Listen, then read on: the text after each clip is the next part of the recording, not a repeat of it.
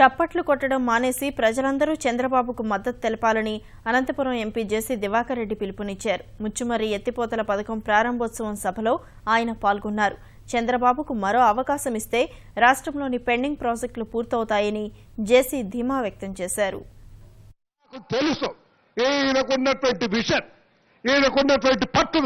ఈ రెండు విషయాల్లో నాకు చంద్రబాబు నాయుడు 20 సంవత్సరాలు తెలిసిన ఆ రెండు ప్రత్యేకంగా ఉన్నాయి.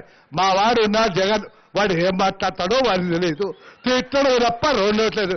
ఓట్లు కావాలనేటువంటి అభిప్రాయం ఉన్నటువంటి వాడు పట్టిసీమని ఎవరైనా వ్యతిరేకించి వాడు ఉన్నాడే.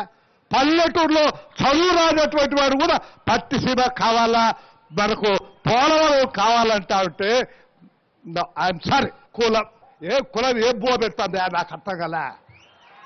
వాడు నమ్ముకుంటే అంత దేశం అంతా నాశనం అయిపోతాం. ఇది నాకు తెలుసు.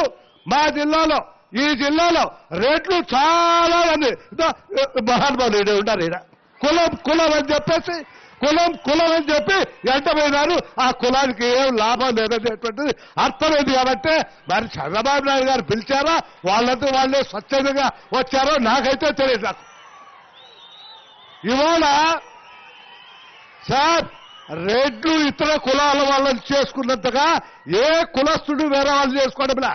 పెళ్లిళ్ళ వరకు వచ్చేటప్పటికి చెప్పగానే యా కులమే సరే తాలిపెట్టు కట్టేయడమే. ఇవాళ ఎలక్షన్లు ఓట్లు వచ్చేప్పటికి దానికి ఏమి రోగం వచ్చి వస్తుందో నాకైతే అర్థం కాదు. కులం అన్న పెడుతుందా? ఇవాళ చంద్రబాబు నాయుడు ఏ కులం? మన కులం కాదు, రెడ్డి కాదు. కాకపోయినా ఇవాళ రాయలసీమలో నీళ్ళు ఇవాళ తపన పడుతున్నాడు. ఎన్టీ రామారావు ఏ కులమయ్యా? ఆయన సార్ మా engineer what is that Sri Ramakrishna ఏ కులమయ్యా? కానీ రెడ్లందరూ రాయలసీమలోనే కలబడి తెచ్చారు. వాళ్ళిద్దరూ నేను కాంగ్రెస్ లో ఉన్నాడు. ఈ హంద్రీనివా గాలేరు ప్రాజెక్టు మొదలుపెట్టినప్పుడు నేను కాంగ్రెస్ లో ఉంటున్నా. ఈ శివరామకృష్ణకి ఏం తెలుసయ్యా, 2 గీతలు గీసి పారేస్తాడు తెల్ల కాగితం పైన. ఈ ఏంటినారో ఎస్ అన్నాడు. ఇదేమో అయ్యేదా చచ్చేదా? నికర జలాల్ని మేమంతా పోరాటం చేస్తుంది. వీటి వరకు పోతంటి పాటి వరకు నడుచుకుంటూ వస్తుంది.